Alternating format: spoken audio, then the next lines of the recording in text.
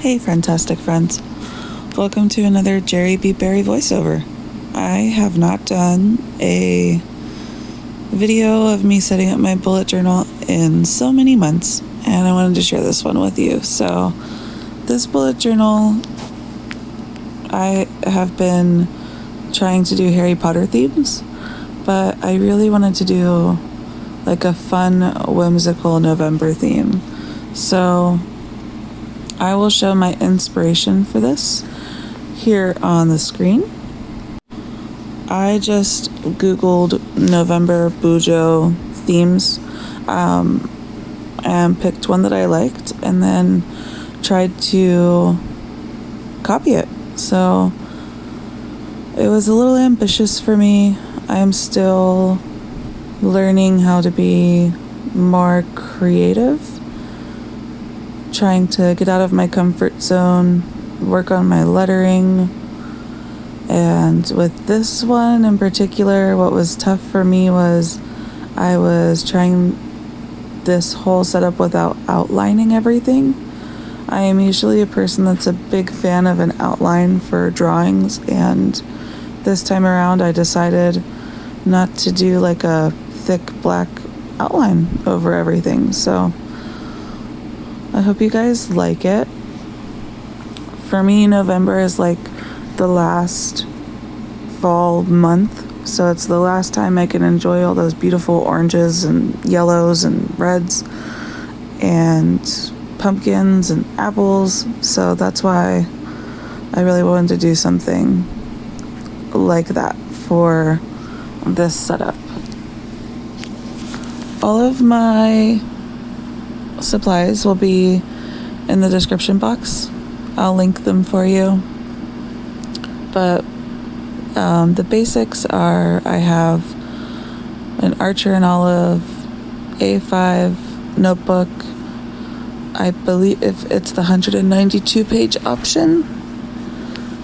And I want to say that I got this exact one in one of my subscription boxes, but I cannot remember for the life of me which one it's from.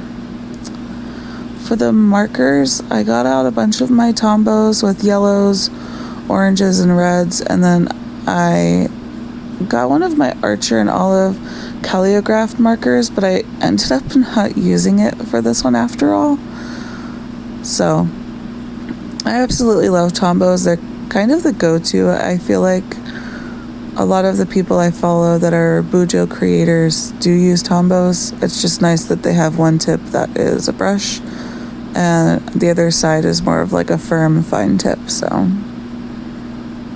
the other supplies around the table are my mechanical pencil, my little click down eraser, I have a clear ruler, and my Google headphones. So I decided to listen to the new Taylor Swift album, The Midnights, the moment it dropped while I was working on this. So, yeah.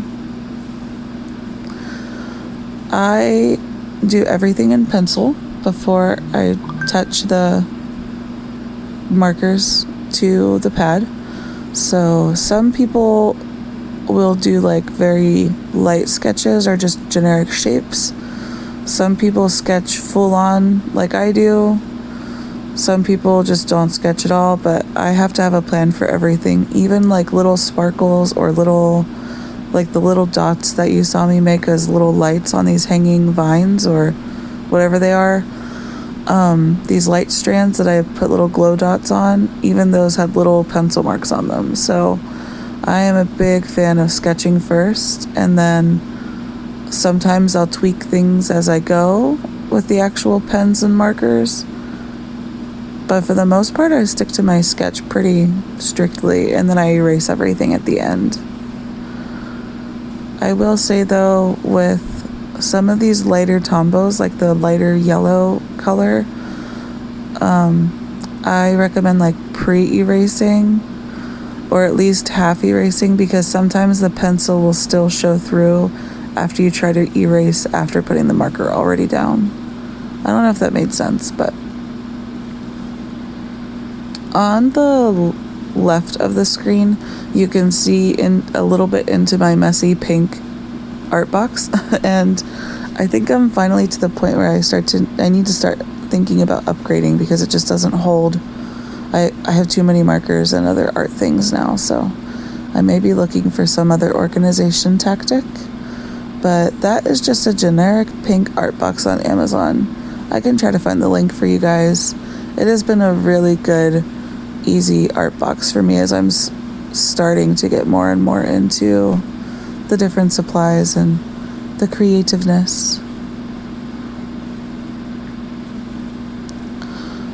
So for some of these, you can see I've outlined with like different colors. And I found that I really like the way that this gold looks as like a good overlay, or almost like a good shadow technique for a lot of these colors. So with the yellow bottle that's holding like the brown branches, I kind of used the gold over top, along with my white gel pen from Archer and Olive. And then the same thing with the candles. The candles I used like a darker yellow, and then I use the gold to kind of outline and make some parts darker. And then even with my pumpkins, I found that the gold looks really good over the orange. So that's what I do. I always have like a test page in the back of my bullet journal. 100% recommend a test page in the back somewhere. And so that's where I was able to overlay some of those colors and see how they look. And my gold Tombow just looked so good as like I said, as like an outline shading overlay for all of these fall colors. So yeah, Thanksgiving is mine and my husband's favorite holiday by far. Halloween is definitely a close second, but we love food, we love feeding people, we love feasting with people. We both love fall vibes, so I think October and November are definitely our favorite months of the year. And unfortunately for November, I just got way too busy, and I barely set up anything for my November bullet journal. Literally, I just used nothing but the black pen that was sitting at my desk at work. So my October bullet journal was so sad, and I wanted it to be so nice, because October is such a fun month. But it's okay, because this November setup will make up for it. I've had friends and family ask about how I use my bullet journal every day, especially since I do post about it on my Instagram. And so don't worry, I will be making a video during this Jerri Blueberry series about how I use my bullet journals on a daily basis, like a practical application of them. So I will be getting to that soon. I don't know what day exactly, but if you keep your eyes out, there will be a video about how I use my bullet journal, or others will use theirs typically. Yeah. And if you don't follow me on Instagram, another good thing to shout out is that I am offering custom bullet journals, or regular journals, or planners, or things like that, just custom journals in general for 2023. So you can message me, comment below, contact me any way you need to catch my attention, and I am happy to make a custom journal for you. It will be in 2023. It won't be for this year at all, obviously. And I can give you the better price info whenever you reach out to me. But if you need like a reading journal, a journal to help with like your health tracking or your spirituality, or just a regular daily bullet journal like what I have, with months, weeks, planning, tasks, that kind of stuff. If you need to do multiple things, it's custom, so the possibilities are endless. Right now I'm working on one for a friend that ordered for 6 months of 2023, the first 6 months. And for hers, it'll be for like her regular planning for her side businesses and making appointments for her side businesses.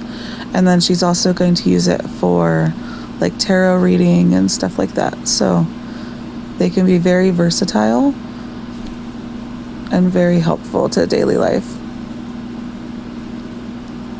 a little Jerri Bujo bio is I started Bujo in college. Yeah, I was in my last 2 years of college whenever I had heard about it, and I kind of watched other creators on YouTube, and then I had like a couple of lined journals that I had started writing in daily and tracking some health stuff. And then the pandemic hit and I got really into it because I was doing college through Zoom. So I got into bullet journaling hard because I had so many different things to do and keep track of, all while staying at home with my kids.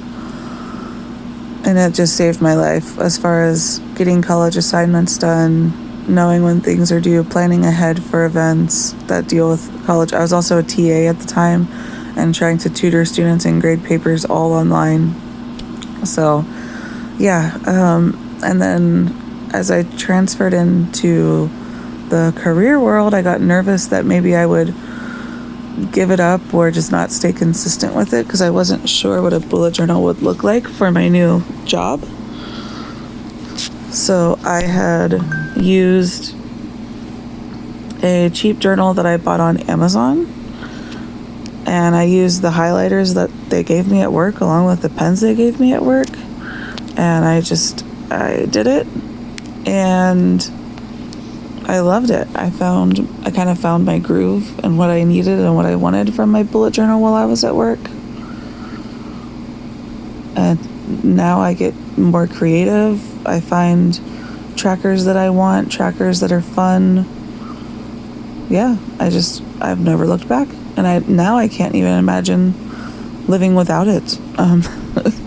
I get really attached to my journals, really, really attached. And then it's so hard whenever it ends and you have to make a new one. They're like my babies. I started naming them too. So this journal and my last journal I named, which makes it even harder whenever you have to say goodbye to them. But I do have that journal progression that I just described. I still have those journals to this day in a drawer. So that will also be a future video. Not only will I make a video about how I use my journal practically, but we'll also see like the progress of Jerri Berry's journals from where they started to where they are today. So I love tabs. I love tabs so much. Some people really hate cutting their journals. I do not mind it. This whole bullet journal, I have cut the monthly pages much smaller than the rest of the pages so that it looks like a book within a book, like a Harry Potter book within a book. But since I did this just cool fall vibe November, I decided to go back to my tab system. But I still wanted a teeny bit of flair. So you'll see here in a little bit after I do my tabs that I have like a border to the left that just sticks out no matter what week I'm on, that has like some fall vibe art on it. I'm not really sure why I like tabs, to be honest, but I think I just like the aesthetic while it's laying at my desk because for me, my bullet journal sits open at my desk all day long, and it has my work tasks on it along with my little weekly planner so that I know my appointments, my husband's appointments, my kids' appointments, my dog's appointments, everything, right? So it just stays open on my desk, and I think I love the aesthetic of the tabs just staying open. And that's why I ultimately wanted to have this awesome artwork that just hangs out on the left no matter what week I'm on. While it's laying open on my desk, I'll always see it. So I think this is something I may do in the future as well, like more often, I guess is what I should say, is like the little art around the borders that I can see no matter what week I'm on. You'll have to let me know in the comments if you are a person that likes tabs or likes the aesthetic of tabs, and if you like the artwork that is ever present no matter what week you're on. Another thing that you'll notice is that I spin my bullet journal a lot while I work in it. I've learned through watching other creators and through trial and error that it is so much easier to move the bullet journal completely and flip it and turn it than to try and keep it facing the right way and do all the art you want to do. So like every time I'm drawing a leaf in a different perspective, I'll just turn the journal so that the leaf looks upright, even though it'll be like upside down in the bullet journal. And just little things like that I've learned. As far as content creators that I follow, the three main ones are Plant-Based Bride, Amanda Rachel Lee, and Joshi Curran. So for me, the Plant-Based Bride is the first one I found whenever I was searching bullet journals. And to be honest, I don't actually use too many of her bullet journaling techniques other than her rolling weekly. Otherwise, I simply watch her because I love her aesthetic and I love her vibe, and it's very soothing to watch her do her bullet journal because it's very artistic and very creative, but usefulness-wise, I don't watch hers to get tips and tricks on like trackers or things to add to help you be more productive, things like that. Hers is just simply to have a nice calming 20-30 minutes at work and just watch her paint some polar bears or something. You know, I love the Plant-Based Bride so much. And then Amanda Rachel Lee is like the second one that I found whenever I started bullet journaling, and she is very much into doodling. She calls her fans her little doodles, so I feel like her spreads are more attainable for me in my artistic level. And she does sometimes have interesting trackers, like she does change up her bullet journal sometimes, depending on what she has going on that month. So sometimes I learn some little useful tips here and there. And then recently this year I got really into Joshi Curran, and I kind of went down a rabbit hole on her page and just watched all the videos because she is more free with her bullet journal, where like her themes are always really cool and all different levels of artistic skill.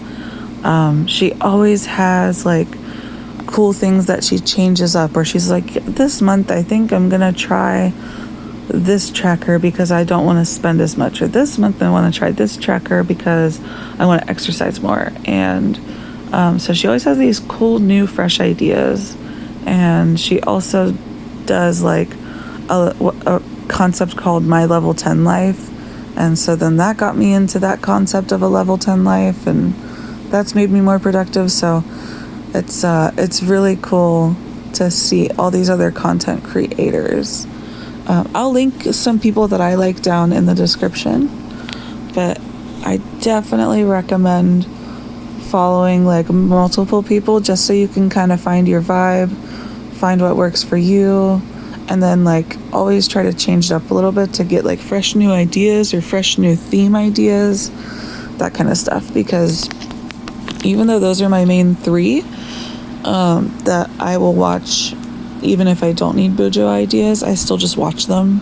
I subscribe to them and I just enjoy watching their weekly content. There's still so many that I keep up with just to get fresh new ideas. Like there's Shada Campbell, there's Charisse T, there's Planning with K, I think is one of them. I'll try to come up with a good list and put them in the description for you guys in case you need some more inspiration, maybe some better YouTube quality since I'm still new and they have like they have a good setup going since they're veterans at the whole YouTube thing. So yeah, I set up my first week of November and I made a mistake. So I'm going in and trying to cover it up with my gel pen. Pro tip, if you ever make a mistake, use a white gel pen with a lot of patience and a lot of layers, or you can use like a white paint pen, like a white acrylograph from Archer and Olive. So I realized that my bullet journal looked kind of too white with that space where the tabs lay flat. So I decided to add some little gold border, I guess you want to call it. Is it a gold border? I don't know. I just decided to color some of the page with this gold Tombow since it's been such a lifesaver this week, and that way as I flip through the tabs I can see gold peeking out. And then on the other side, on the right hand side, instead of doing any type of like doodle or art piece, I just colored the whole thing gold so that while the tabs are laying on the right hand side, you don't just see blank space, you see the gold peeking through. So yeah, I will say one of the things I appreciate is whenever people give the amount of time they spent. So I'll do one flip through here for you at the end, but basically from the time this video started to the time it ended, it was 1 hour and 4 minutes long. So obviously this is sped up a lot, but that did not include the time it took me to pencil in everything. So I do a lot of that stuff while I'm at work. If I have like some downtime at work, I'll work on little doodles here and there, right? So I have no idea how much time I spent penciling all this in, but it definitely took a solid hour just to do the cover page and the little art on that left-hand side that says thankful and the first week. So I'll fill in the rest of my weeks. They're actually already penciled in. I just have to go back through with markers. But thank you so much for watching. I hope you appreciate that chonk in my journal, how thick it's getting. Thank you for watching. I appreciate you. I love you. And I hope you have a wonderful day. Okay, thanks. Bye.